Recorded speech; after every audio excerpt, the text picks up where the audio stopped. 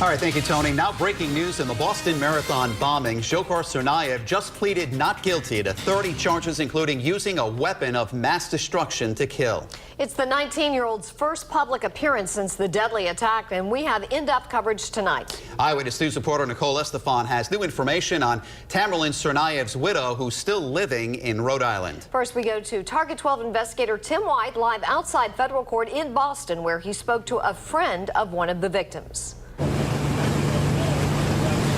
19-year-old Dzhokhar Tsarnaev appeared here in federal court wearing an ill-fitting orange jumpsuit. His left arm was in a cast, and he had a visible scar on his neck, presumably from injuries he sustained in a dramatic shootout with police prior to his capture. At times, he seemed bored by the proceedings, even yawning.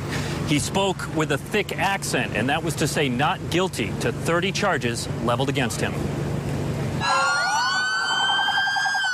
Under a heavy police presence, marathon bombing suspect Dzhokhar Tsarnaev arrives at Boston's federal court, presumably in this white van.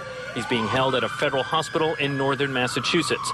Dozens of friends and family of victims were at court to witness the arraignment, including Robert Wheeler, whose friend was injured in the April 15th blast. They've been moving on to the next step of their recovery, and again, as the victims are healing, Boston's healing, and we move on, we run again, we're resilient city, and we're going to move on with that.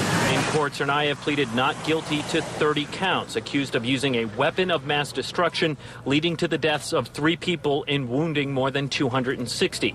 He is also charged in the shooting death of MIT police officer Sean Collier. The MIT police chief says his men volunteered to line the road for their fallen colleague. They wanted to support Sean. I mean, it's a tight department. It's a closed department. They mean a lot to each other. This was something that they could do. It remains unclear if Tsarnaev will face the death penalty. 17 of the 30 counts against him come with the potential for capital punishment. It's expected that Attorney General Eric Holder will make that decision in the coming months. A handful of Tsarnaev supporters were also here, including a friend of his who was on his college and high school wrestling team. He asked not to be identified. What are your thoughts on today's arraignment? It was hard for me to believe that he was sitting down there.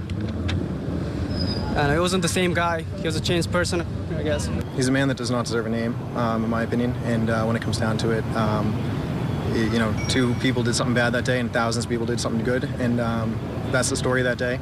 And again, I trust in our system to be able to bring the proper justice to the man who did this. Notably, Tsarnaev's friend said he was surprised by the thick accent from the suspect, saying he never knew him to have one. Now, prosecutors say if they go to trial, they will call 80 to 100 witnesses, and it will last 3 to 4 months. Live in Boston with the Target 12 investigators, Tim White, Eyewitness News.